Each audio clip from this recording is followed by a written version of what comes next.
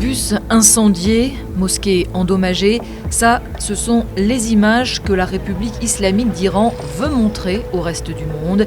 Les images des dégâts causés par ceux qu'elle qualifie d'émeutiers. Elles ont été filmées lors d'une visite organisée le 21 janvier par les autorités pour les médias étrangers. Difficile de savoir ce qui se passe réellement dans un pays aussi verrouillé, mais après un mois de contestation, voilà ce que l'on peut dire de la situation en Iran.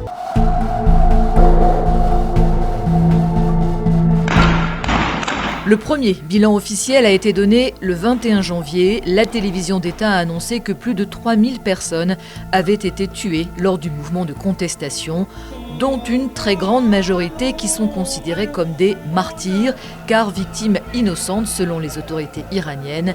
Parmi elles, les membres des forces de sécurité pour lesquels des funérailles collectives ont été organisées. Selon ce bilan, il y aurait donc eu moins de 700 manifestants tués. Ces chiffres officiels sont très inférieurs aux estimations des organisations de défense des droits humains. Selon Iran Human Rights, le bilan réel pourrait se situer autour de 25 000 morts. Une autre ONG, Human Rights Activist News Agency, confirme plus de 6 000 décès, dont une immense majorité de manifestants, et elle est en train d'examiner plus de 17 000 autres possibles décès. Depuis Londres, une chaîne d'opposition iranienne classée organisation terroriste par Téhéran avance, elle, le chiffre de plus de 36 000 Iraniens tués les 8 et 9 janvier. I was thinking that the government will not tolerate the protest against itself, but I was not expecting this huge amount of killing. I was totally, I would say, shocked by the brutality of the regime. Le travail de vérification des ONG est rendu très compliqué par la longue coupure d'Internet qui a été imposée le 8 janvier. Malgré tout, des vidéos ont réussi à être publiées sur les réseaux sociaux, comme celle-ci, qui montre des dizaines de cadavres gisant à l'intérieur du centre médico-légal de la province de Téhéran. Et des témoignages ont commencé à filtrer, décrivant les forces de sécurité tirant à balles réelles sur les manifestants, comme celui de cet Iranien qui a quitté son pays mi-janvier. I've heard the tap tap, bang bang, pop pop, and I saw with my eyes, 3 people collapsed at the same time. L'ONU dénonce une répression sans précédent en Iran. Elle a chargé des enquêteurs indépendants de recueillir des preuves pour établir les responsabilités des violations des droits humains ces dernières semaines. I call on the Iranian authorities to reconsider, to pull back and to end their brutal repression, including summary trials and disproportionate sentences. I call for the immediate release of all those arbitrarily detained by the Iranian authorities. Selon l'ONG Human Rights Activist News Agency, plus de 40 000 personnes auraient été arrêtées. Face à cette répression sanglante, Donald Trump a menacé à plusieurs reprises d'intervenir militairement. Le 13 janvier, sur son réseau social, le président américain encourage directement les manifestants à poursuivre leur mouvement jusqu'au renversement du pouvoir en place à Téhéran. Mais dès le lendemain, changement de ton, le président américain assure que les tueries ont pris fin. We were told that the killing in Iran is stopping, and it's stopped, and it's stopping.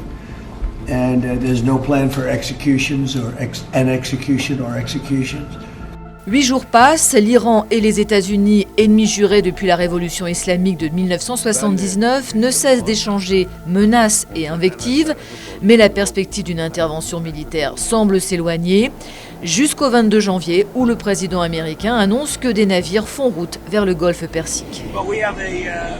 Armada, we have a massive fleet heading in that direction, and maybe we won't have to use it. We'll see. Le porte-avions Abraham Lincoln et son escorte sont arrivés au Moyen-Orient.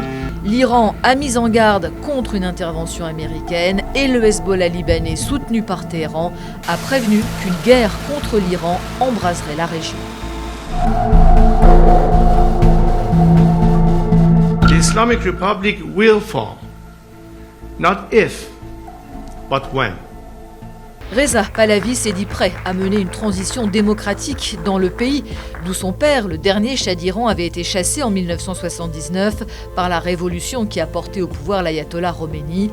Depuis les États-Unis, où il vit, il a joué un rôle majeur en appelant aux manifestations et les slogans en faveur du retour de la monarchie ont été brandis lors des rassemblements qui ont eu lieu dans de nombreux pays en soutien aux manifestants iraniens et pour le renversement de la République islamique. We want the revolution, we want our king, Reza Shah, to go back to Iran, and we will all go back to our country. Mais la diaspora reste profondément divisée et à l'intérieur des frontières iraniennes, l'opposition est quasi inexistante, anéantie par des décennies de répression. La plus grande menace pour le guide suprême Ali Khamenei viendrait d'éventuelles défections au sein des forces de l'ordre ou au sein des puissants gardiens de la révolution, armée idéologique de la République islamique. Mais aucun signe de division n'est apparu ces dernières semaines. Alors que les manifestations ont désormais cessé en Iran, la République islamique n'a pas vacillé.